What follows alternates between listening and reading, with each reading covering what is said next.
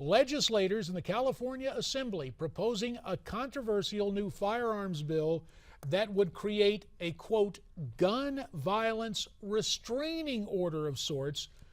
And as you can imagine, this is not sitting well with a whole lot of people, Francesca. It's definitely not, JD. Well, here to talk more about this, first up, Bill Frady, firearms advocate and host of Locked and Loaded, the radio show protecting the Second Amendment. Bill, it is so great to have you back here on America's Forum.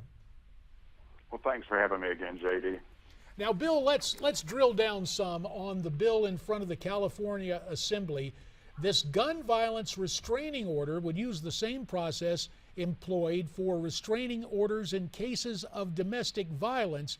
We have the official comment from Assemblywoman Nancy Skinner, who obviously co-sponsored the bill. When someone is in crisis, the people closest to them are often the first to spot the warning signs, but almost nothing now can be done to get back their guns or prevent them from buying more. Parents, like the mother who tried to intervene last week, deserve an effective tool they can act on to help prevent these tragedies. Bill, the gun grabbers come up with all sorts of spin and rationale. Your take on the Assemblywoman's point about families and firearms. Well, Elliot Rogers' family did alert Santa Barbara Sheriff's Department to what was going on with young Elliot, and they flubbed it.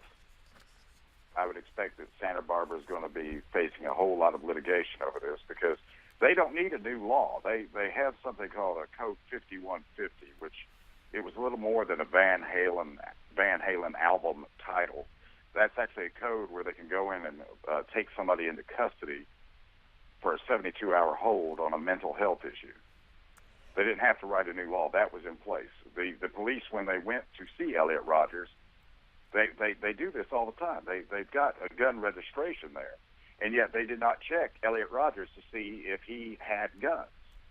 They didn't check his videos that he could put out. They didn't check anything about him, and he was just a polite kid.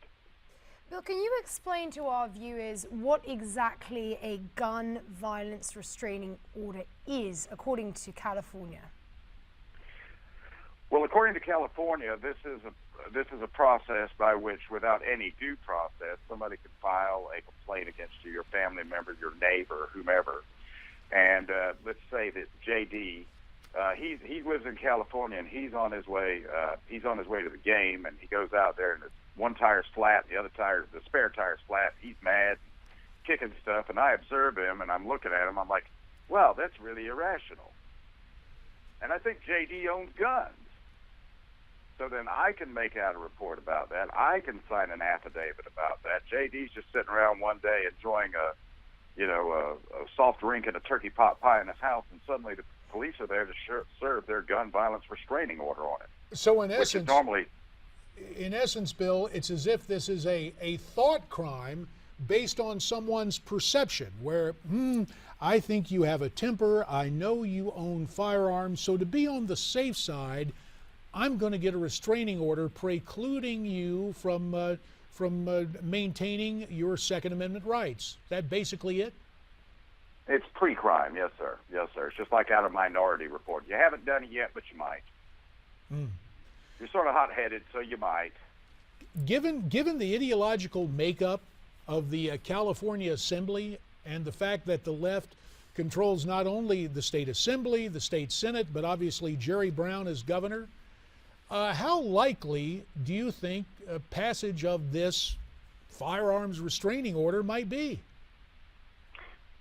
Probably highly likely. Now, California's got 9 million gun owners. That seems like a pretty significant voting block to me.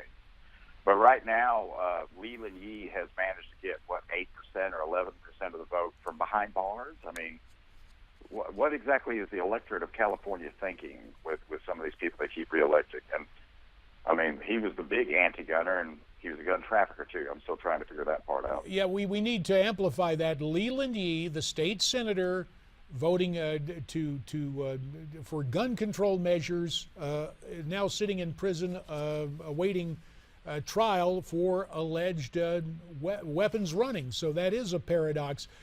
Bill, before we let you go, what action do you expect Second Amendment advocates in California and nationally to take now that this bill has been put in the hopper for the Assembly in Sacramento?